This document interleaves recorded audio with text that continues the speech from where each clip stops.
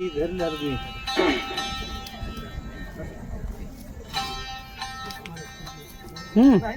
बोलणार पुंडलिकावर ज्ञाने विठ्ठल श्री ज्ञानदेव तुकाराम राजा रामचंद्र भगवान की जय पवन सुर हनुमान की जय सद्गुरु मोतीराम महाराज की जय गुरुवरे माधवराव महाराज की जय छत्रपती शिवाजी महाराज की जय श्री गणेशाय नमः सरस्वते नमः श्री रामचंद्राय नमः हरी ते पासून नियत वर्षायुत होते मी तुझी वाट पाहत झाले निर्मुक्त तुझे न्याजी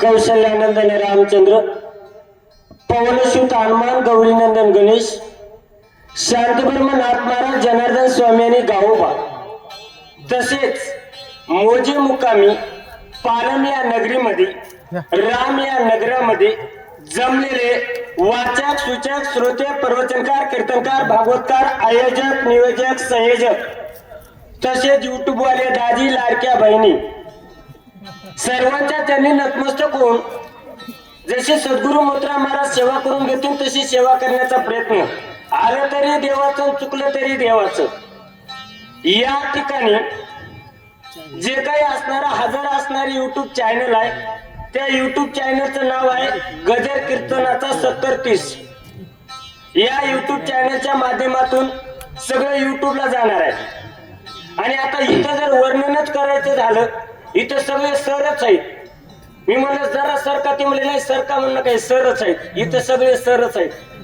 आता तिकडे उपाध्यक्ष आहेत अध्यक्ष आहेत आणि इथं 100 बडकर एक आहेत तर सर आता मला काही सगळ्याचा परिचय नाही एवढ्या अथक परिश्रमामधून हा जो काही असणारा कार्यक्रम घडून आणला आरकेडचे बाळू महाराज असतील परशुराम महाराज लांडे महाराज आणि इतर सर्व पंच कमिटी या सर्व पंच कमिटीच्या माध्यमातून भव्य दिव्य असा कार्यक्रम मला माहितीच तो पहिल्यांदाच मी पालम या नगरीमध्ये शक्तीला आलो रोडच्या अलीकून पलीकून झालते म्हण मी काय आलो नाही एकंदरीत जो काही विषय आहे ना आणि कोणतेही कार्य करण्यासाठी गुरुजी किती कष्ट पडते पण आता काय करावं जे काही श्रोते जरा कमी आहेत असू द्या कमी असू द्या माऊलीने एका ठिकाणी वर्णन केलंय अहो चंद्रकांतू द्रवता किर होय परिती हातवटी की चंद्री आहे वक्ता तो वक्ता नये श्रोतेविन आता एवढं श्रोत्याला महत्व आहे म्हणून एका ठिकाणी माऊली सुद्धा म्हणतात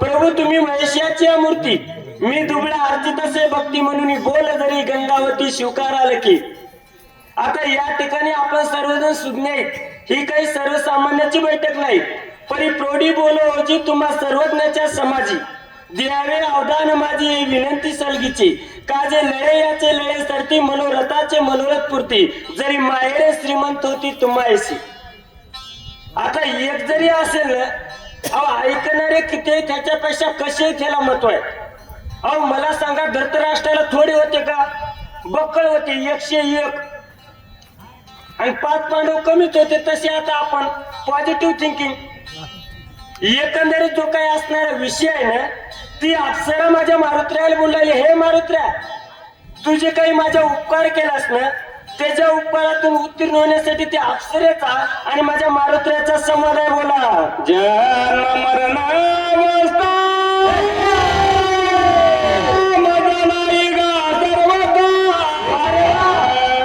म्हणून कडे काळा त्यानुनी स्वरूपता पावले त्यावेळेस ती अप्सरा माझ्या मारुत्र्याला बोलली हे मारुत्र्या मला काय नाही मला जे काही असणार जन्म आणि मरण नाही मरणी माझे मरून गेले मज केले अमर हे मारुत्र्या मला जन्मही नाही आणि मरणही नाही म्हणून मी स्वरूपता माझ्या स्वतःच्या स्वरूपाला पावले ती अप्सरा माझ्या मारुत्र्याला बोलू लागली फुले जरूरबाई निरूपावे सद्गुरुबाई तेला दले मी सर्वही झाले उतराई ती अप्सरा बोलू लागली जो कोणी शिष्य असेल ना शिष्याच्या जे काही सुखसुविधा असतील जे काही सुख असेल ते गुरुसाठी असावं आणि गुरुला एवढं अनन्य साधारण महत्व आहे सर. जर गुरुच नसेल तर काय करावं?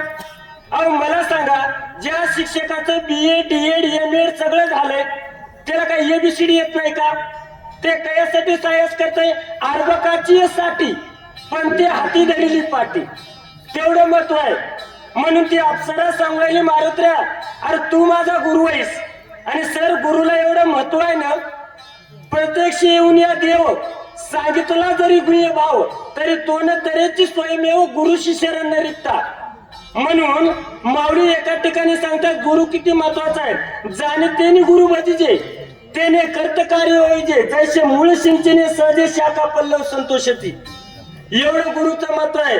त्यावेळेस ती अप्सरा सांगलेली मारुत्र्या, तू माझा गुरु आहेस आणि माझं जे काही सुख आहे ना तुझ्या पायावर मी निवेदन, ते अप्सरा बोलू लागली. सद्गुरुची तिथे आईची सोय अनुभवने ज्या सुखाशी त्याची भावे सुशाशी नुन्याधिकाशी न करोनी. गुरु ही त्यालाच म्हणा, जे काही आपल्याकडे सुख आहे, जी काही विद्या आहे ती सर्वस्व शिष्याला देते. आणि गुरुपेक्षा शिष्य मोठा झाला की गुरुला आनंद होतोय. जसं मुलाचा विजय झाला की वडिलाला आनंद होतोय, त्या न्यायाने त्या पद्धतीनं जे काही गुरु आहेत ना आपलं सर्वस्व शिष्याला देतात. बोला विद्यार्थ समजता विद्यापुत्र स्वामी त्यांनी करीत जैसे सद्गुरु सुख समस्त शिष्य आक्रमित भावारते. ऐका मग, जो कोणी, अहो मला सांगा, एखादा मुलगा आहे त्याला काही सायस करावं लागतं, त्या काय करावं लागतंय? ऑटोमॅटिक काही न करता वडिलाची जी काही प्रॉपर्टी आहे, जे काही सर्व ते मुलाच्या नाव होतंय. तसं जे काही असणारं गुरुकडे जे काही आहे ना ते शिष्याला होतंय. पण त्याच्यासाठी शिष्याकडे असावं लागतोय भाव.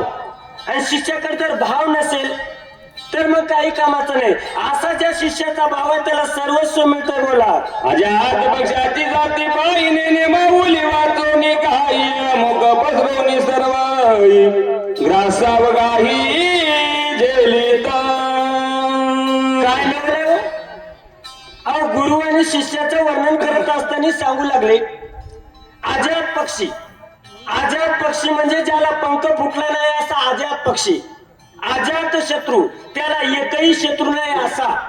ज्या पक्षाला पंख फुटले नाहीत, काय खावं काही कळत नाही, कुठे जावं जाता येत नाही, अशा असणाऱ्या पक्षाला त्याची आई सर्वस्व आणून देते. तसं काय ते ऐका, देशाची प्रेमे देणे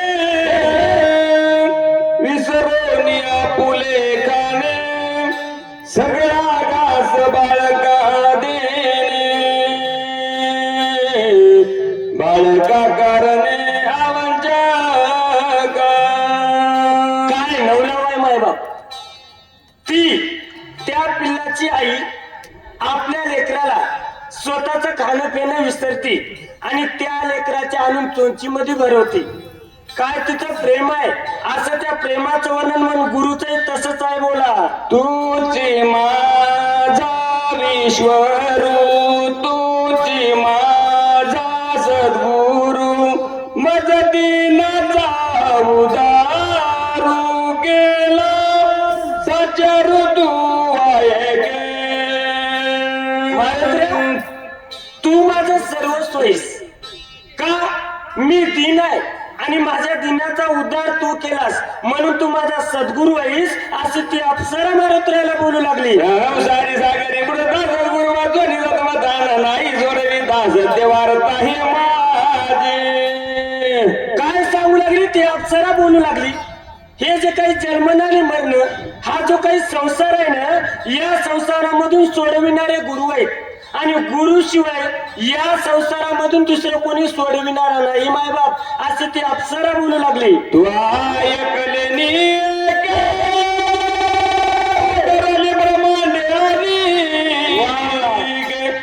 मद सारी कोणेले केले गावी. अरे तू आतापर्यंत बऱ्याच जणांचा उद्धार केलास आणि मी माझं काय वर्णन करू? तू या सर्व ब्रह्मांडाचा उद्धार केलास तर मी कमी आहे, ती अप्सरा बोलू लागली. सागरी तुझं वाचून आणि गणनिषेध गती जगाती. काय नवला बाई, हा जो काही संसार आहे या संसारामधून तारणाऱ्या मारुत्र्या तू एकच आहेस. हा जो काही मायारूपी संसार आहे ही जी काही मायारूपी नदी आहे ना मारुत्र्या तुझ्याशिवाय तुझ्या वाचून तारणारा दुसरा कोणी नाही. अप्सरा बोलू लागली एका जनार्दनाचे रंगे अंधुपंग दिन मुखे देखो न्याय कहे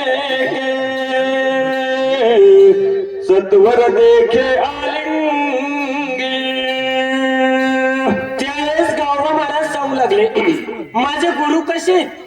जनार्दन स्वामी जे काही दिन आहेत दुबळे ताशाला तारतात जे काय रंजले गांजले त्याशी मनी जो आपुले तोच साधू ओळखावा देव तेथेच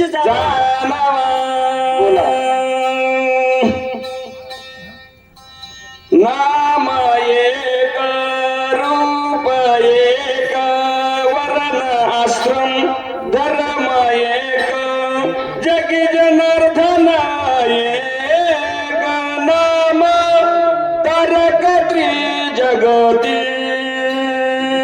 ऐका माय बाप ग्रंथ करते तुम्हाला सांगू लागले या जगतामध्ये आहे ते एकच आहे.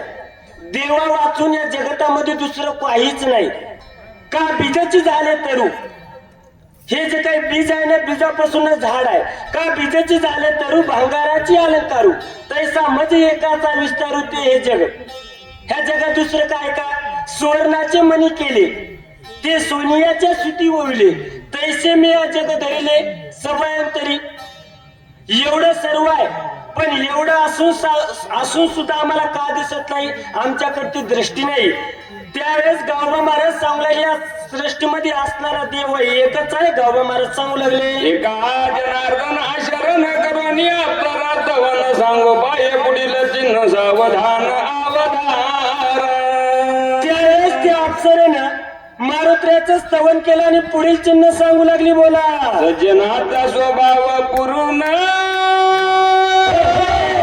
दिन दयाळूच्या तकगण अनाथासी देखता जाण घेती जाऊन उचलोनी. मायबाप ग्रंथ करते सांगू लागले सज्जन कोणाला म्हणाव किंवा संत कोणाला म्हणाव त्यांच्याकडे दुजे भाव नाही मी तू पण नाही. हाय ते एकच आहे. जे काही अनाथ आहेत त्याच्यावर ते उपकार करतात अशांना संत किंवा सज्जन म्हणावं. घोड लागे निज मानसी देवांचो निस्वगोत्राशी निदोनी स्त्री पुत्रासी अनर्थासी अर्पित. आज जे काही सज्जन आहेत साधू आहेत ना अहो स्वतःच्या कुटुंबावर जेवढं प्रेम करत नाहीत तेवढं अनाथावर प्रेम करतात असे आहेत बोला. या परी मी अनाथ भवदरिद्र होतो पीडित एका जनार्दन येत केला सनात त्रिजगती. त्यावेळेस गावडा महाराज सांगू लागले त्याने त्या पद्धतीनं मी आलाच होतो पण माझ्या गुरुनं माझ्यावर कृपा केली आणि मला सनात केला असे गावबा महाराज बोलू लागले. झाले अप्सरा उदरण नेहमीचे मृत एका जनार्दन शरण गोर निरूपण उरले आशे. त्यावेळेस गावबा महाराज सांगू लागले या त्याच्या ठिकाणी जे काही अप्सराने तिचा उद्धार झाला आणि पुढच्या त्याच्या ठिकाणी जो काही काळनिमी आहे त्याचं मर्दन आहे गोड आणि पवित्र कथा आहे बोला. तिसरी भावार्थ रामायण युजगाने एका कर्णिका अप्सरा उद्रनाम पंचशतम अध्याय पुंडलिका